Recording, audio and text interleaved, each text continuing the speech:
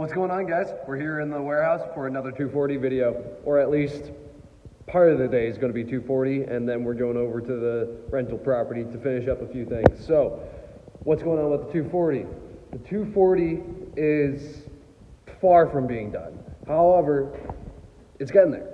It's getting there. So, this area, as you can kind of tell, this is going to be where I put the fuel cell and the radiator. So I'm going to do the fuel cell closer to the passenger compartment, radiator back here. That gives you a better weight distribution, so you don't have fuel sloshing and the weight on the ass end, as well as protects you from impacts. A radiator is much easier to deal with an impact than your whole fuel system. You don't want gas leaking everywhere from someone rear-ending you. So, anyways, I'll also be doing cross support over here and then triangulating from here to there. So I'm going to get those cut, tacked in, and get going. I don't want to fully burn them in place until I get my radiator and my fuel cell and my what is it called? It is the fuel bladder, the surge tank. That's what it is. And I'm going to do a surge tank. A surge tank is a external fuel tank or extra fuel tank. So you have your fuel cell and then your surge tank. So your surge tank protects your car from fuel starvation. That way, when you're sliding around, drifting, hitting track, your car doesn't have a low end on the pickup point for its fuel cell. So this way, it's sending fuel from the fuel cell to the surge tank, from the surge tank to your engine. Pretty simple, but complex if you don't understand the fuel setup for a car.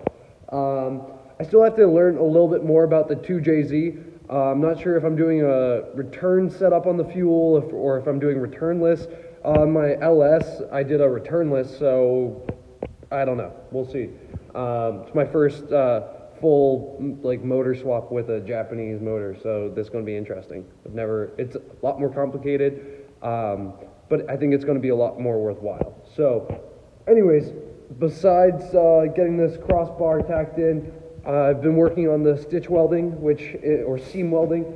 This is the process of going around all the seams that were spot welded, so around your door frame and all that. That's all pinch welded, and you can kind of see it right here. So those little circles are where two little clamps come down and do a little tack. Going around and actually doing tack welds, grinding them down to a good surface to combine the two metals together allows you to get a good weld. And yeah, so I'm going around the whole car doing that. There's some more difficult areas, like down here, you got a few different layers of metal, as well as the bottom side is a bit dirty and it's hard to get to, so you end up with a lot of smoke, bad stuff to be breathing in, so you got to be wearing your mask.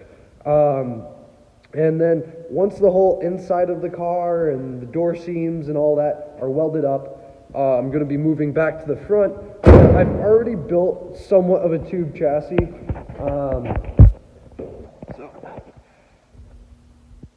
Yeah, I didn't follow any of the guys that or more of what the FD guys do, where they have a bar that comes from the shock tower, same bar that leads down to the they'll have a bar that goes from here all the way down to here in one turn.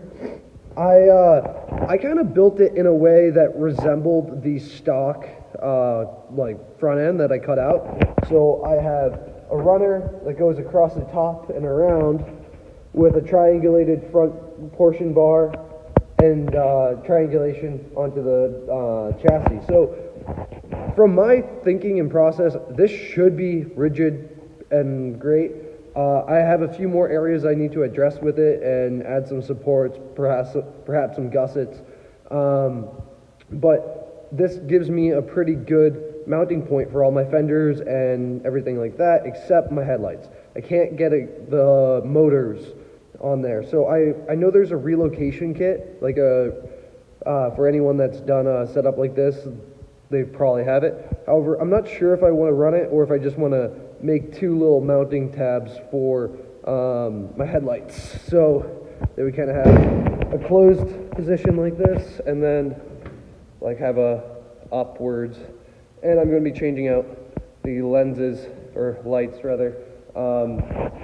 With it being a full race car and everything like that, my chassis wiring setup, I'm just going to do a race chassis wiring setup. I'm not sure which brand, but anyways, with that being said, they always have options for headlights, taillights, that kind of thing. And I'll probably just wire in some like off-roading lights that I have sitting around. I mean, it looks bad right now, but this design I did for a motorcycle, it's sitting way up there. But this is the front end of it. And I actually have some of these rigid square cube lights. And I think two of these put together would make a pretty rad headlight for a track car. I just gotta play around with the design and we'll see what happens.